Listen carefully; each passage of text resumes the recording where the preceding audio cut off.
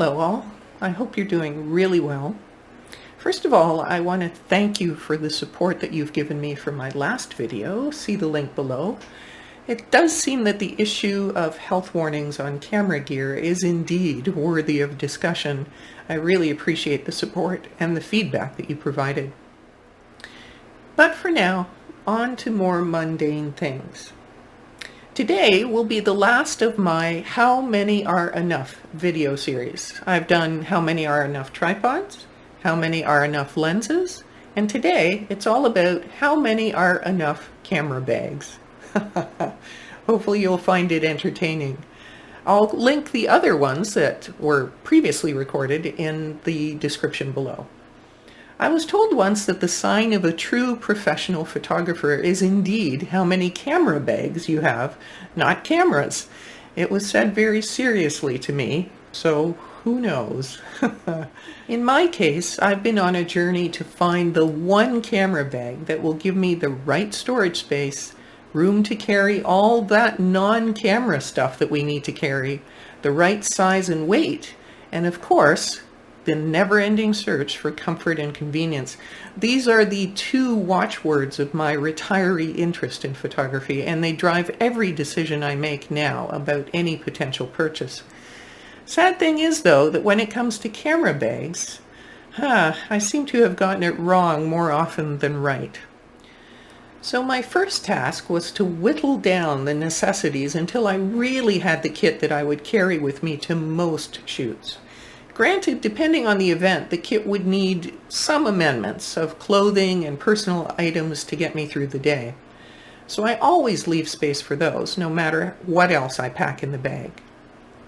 Whittling down gear was needed too, specifically around what would constitute the kit that I would always carry with me, no matter what. This now includes my camera body, my battery grip, my L bracket, my filter kit, my cleaning kit, memory cards, batteries, and three lenses. Many photographers work well with just two or even one lens. My go-to kit now consists of a 14-35 f4 wide angle, a 24-105 f4 medium telephoto, and a 70-200 telephoto zoom. I mention these lenses specifically for three reasons. Each is a mirrorless lens and is therefore smaller and lighter than its DSLR equivalent. Each is also no faster than f4, which reduces the weight again and still allows me to work in any condition that I might find myself in. I don't need fast lenses. The other trap is video.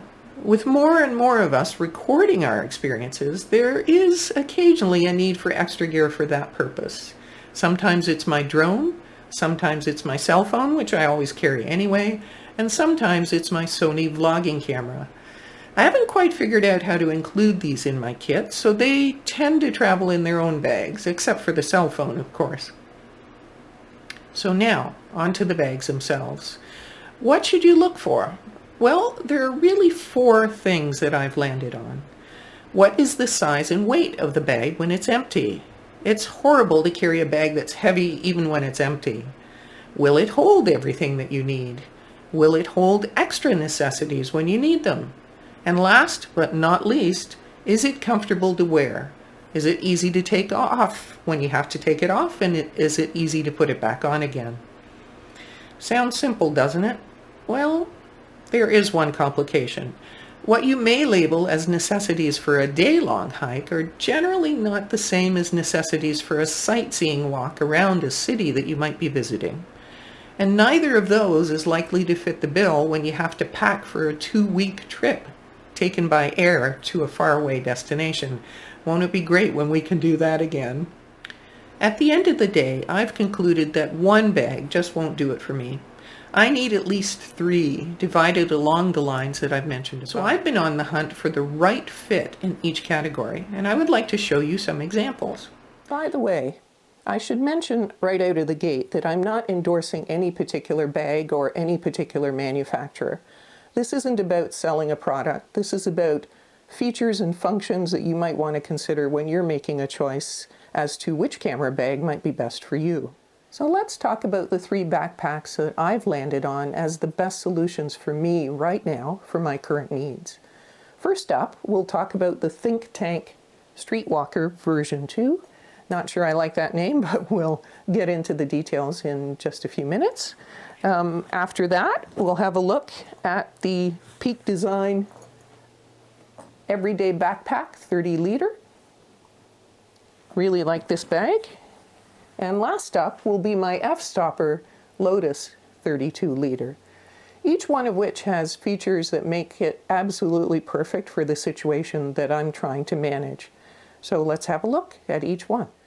The Think Tank Streetwalker version 2 is really a compact backpack, and it has an amazing set of features that make it perfect for taking, for example, into the city for a day trip if you're walking around exploring a city, say that you might be traveling to a city. Hopefully we get to do that again soon. But it offers an amazing collection of features that make it perfect for that situation. First and foremost is a set of straps on the back that are very, very comfortable for wearing over the shoulder. And the shape of the padded back also makes it very comfortable to wear on my back. There are side pockets that are deep and can hold a lot of miscellaneous stuff, including a very large water bottle, which, as mentioned, fits the criteria of being able to carry some water with me. And the front pocket offers an amazing amount of storage space for all those other incidental things that you need to carry, like your wallet and your sunglasses and the other things that I've mentioned. So it meets that criteria for being able to carry incidental items with you on a day trip. Inside, you've got really deep pockets, if I can get this open. Really deep pockets for your camera equipment, and you're able to put quite large camera gear into this backpack, and you're able, as you can see from the inserts, you're able to reconfigure those inserts in whatever way you need for your outing that day. Lots of pockets, lots of space, and I'm really, really impressed with the depth of the space in this particular bag. And on the other side, you've got, again, a number of different pockets that can hold all sorts of accessories, such as camera cards, batteries, remote releases if you happen to need a release for anything, and any other small accessory that could get lost if it weren't tucked away in a nice little pocket like this. Now, the one thing this bag doesn't have is a place for a computer. So if you do need to take a computer with you, you wouldn't be able to do it with this particular bag. But on a day outing to the city or on a travel outing, you know, walking around a local tourist attraction, this is an absolutely perfect bag, and it's lightweight, and as I said, distributes the weight very nicely across my shoulders with this extremely well designed and padded, the padded straps that are on this bag. Next up is the Peak Design Everyday Backpack 30 liter. This bag is quite a bit bigger than the one I just showed you, but serves essentially the same purpose. It's great to take out on a single day trip. It's also great to take with you if you're on an extended trip of any sort. It can absolutely carry your gear if you've got, for example, an airplane to catch and you need to put all your camera gear in one place to be able to have it with you all the time. But you can also unload it and only carry what you might need for that day. So it's very versatile that way. One other big difference between the previous pack and this one is that this one has side access. So one of the, I think, big decisions for anyone is how do you want to be able to access your camera equipment? There are 3 options really, and some have more than one option available depending on the design of the bag. You can have front access, which is what you had in the previous option, but that means if you take the backpack off and lay it down on the ground, you're going to be laying it down on its back, which means that putting it back onto your back might introduce you to some mud or some other rocks or stones or any other debris that the straps might have picked up while they're laying on the ground. So I honestly don't take that with me when I'm going out on a hike. But it is great for going into the city or going into any kind of urban situation where laying it down on its back is absolutely fine. In this particular case, though, you have a backpack that opens from the side, which is another interesting design. You might or might not like that. I do definitely like it, but it does mean that you have to open up the correct side of the bag to be able to access whatever it is you're trying to access at the moment. So you have to remember whether that lens that you're looking for is on the right side or the left side. So that could be a little annoying if in fact you know, you have to flip the bag over to get to the piece of equipment that you really want. It does protect, though, both the front and the back of the bag from getting any dirt or debris on it. So from that point of view, it's really quite interesting design, and I happen to like it quite a bit. The other neat features about this bag are that you can indeed carry a computer with this particular bag, which wasn't an option with the previous one. So if you do need to drop your laptop in it, there's a dedicated laptop sleeve in the back. There are, as with the other bag, deep side pockets that can carry that water bottle that I absolutely have to have.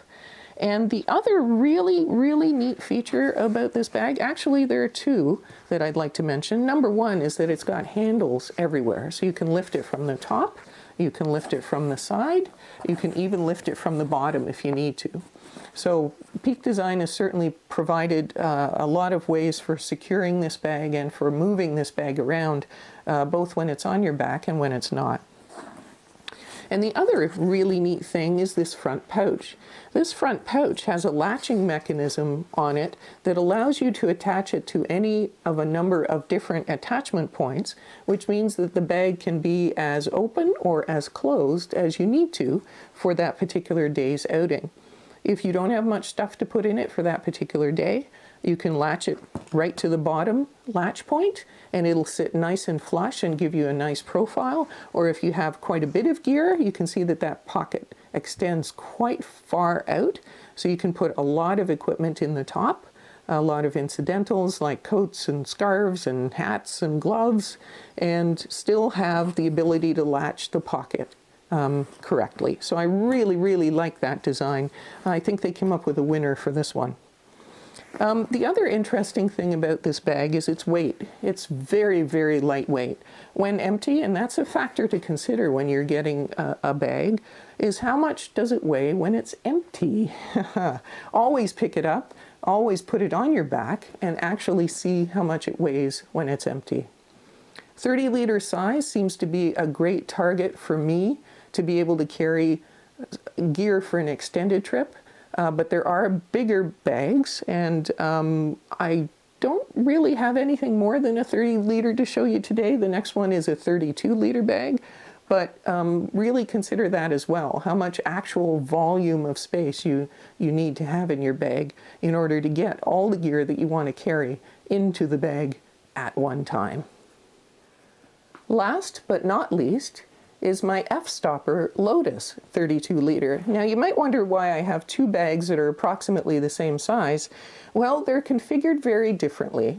This particular Lotus bag does open from the back, so if you're out on a hike in an area that might be muddy or otherwise have ground that's not the best for laying down equipment, you can lay the bag down on its front and still have full access without introducing any dirt or grime to the back area where the camera equipment is stowed. So many pockets on this thing that you can make sure that you can carry everything that you might possibly need.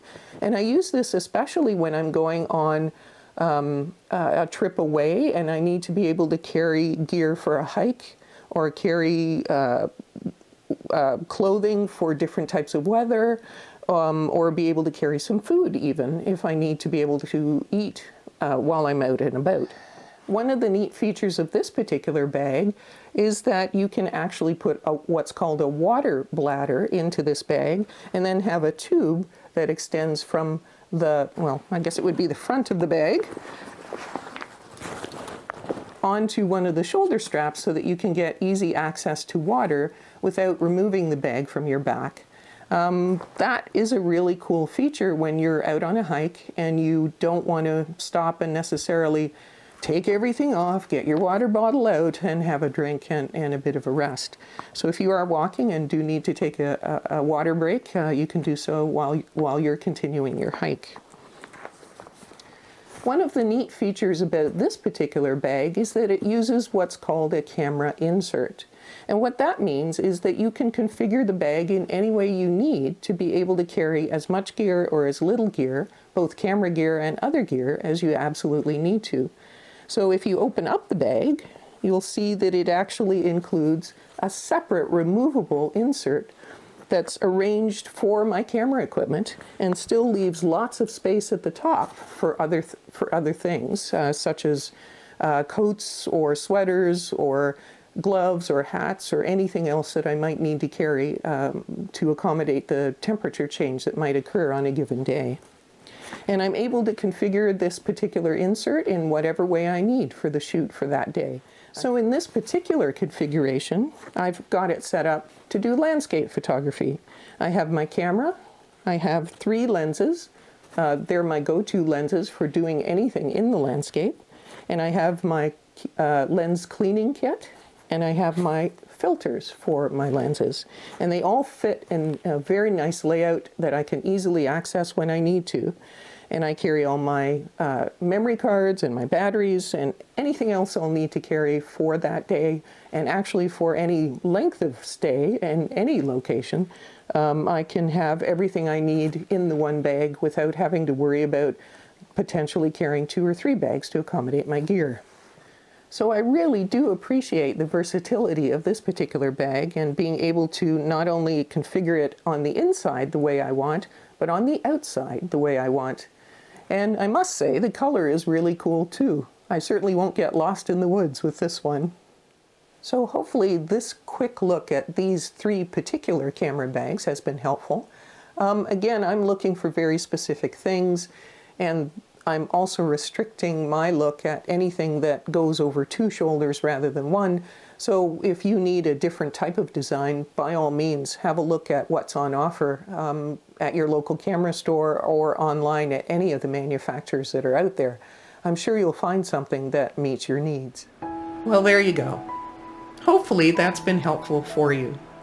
I'd like to once again thank you for the interest in my videos and in my journey on photography as a senior citizen.